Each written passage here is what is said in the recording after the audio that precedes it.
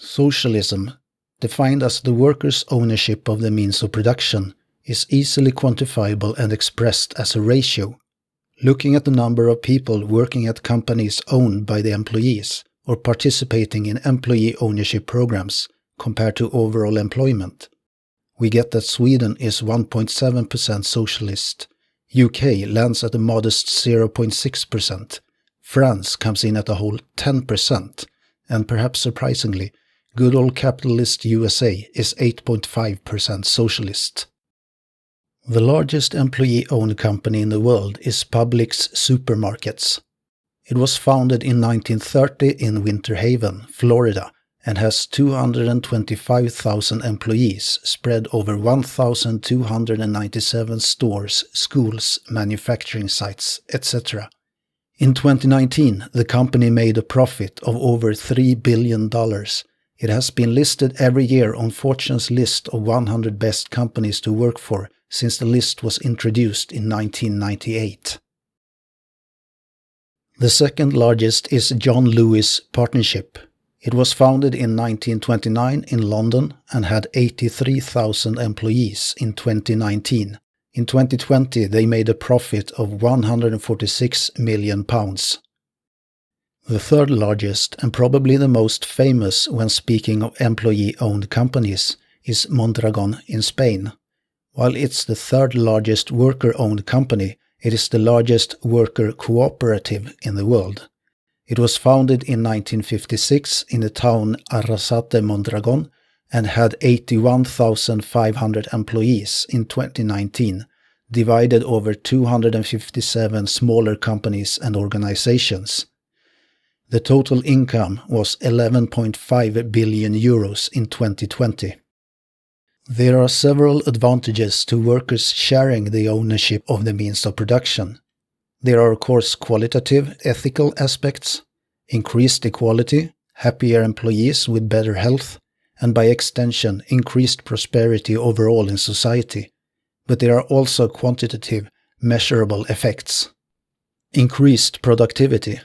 Employees tend to work better and more efficiently, and they stay longer in the company, providing higher expertise and better continuity.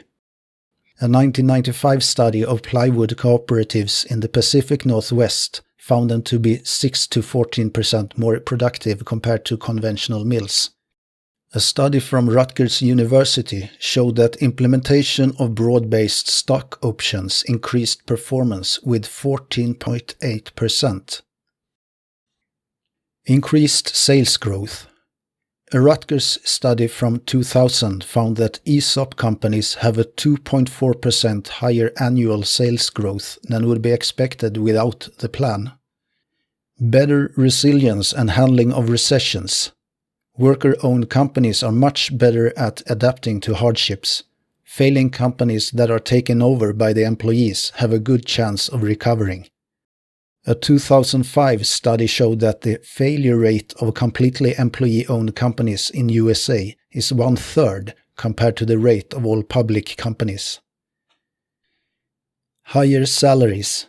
A 2018 NCEO survey found that ESOP participants have more than twice the average total retirement balance of Americans nationally. A 2017 NCEO report found that young ESOP participants had a 92% higher median household net wealth and 33% higher median income from wages. Considering how the average employee ownership rate of the EU hovers around 3%, the 8.5% rate of USA might seem remarkable, but in fact USA has well-developed programs for starting and running employee-owned companies. The most well-known and popular ones are called Employee Stock Ownership Plans, or ESOPs for short.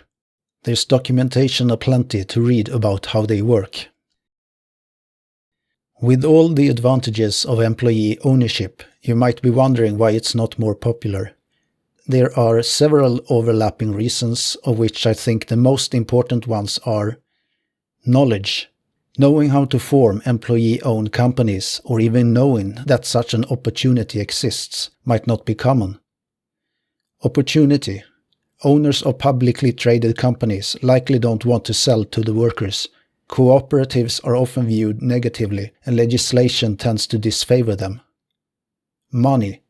It's usually harder for ESOP startups and cooperatives to secure loans or obtain financing by other means. Company size.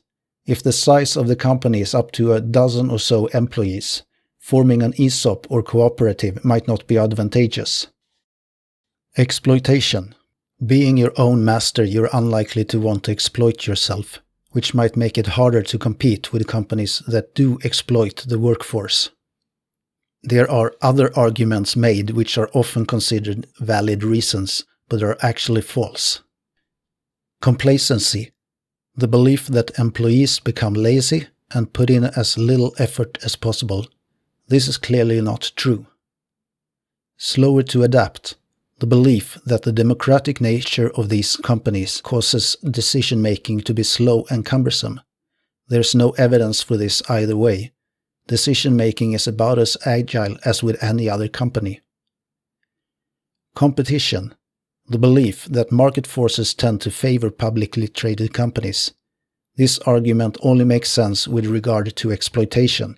If you're in a position to form an ESOP or a cooperative, it's likely a non-issue anyway. To conclude, workers owning the means of production is not just ethical, it increases company growth, employee salaries, market resilience, and worker health, and is something that should be pursued when possible.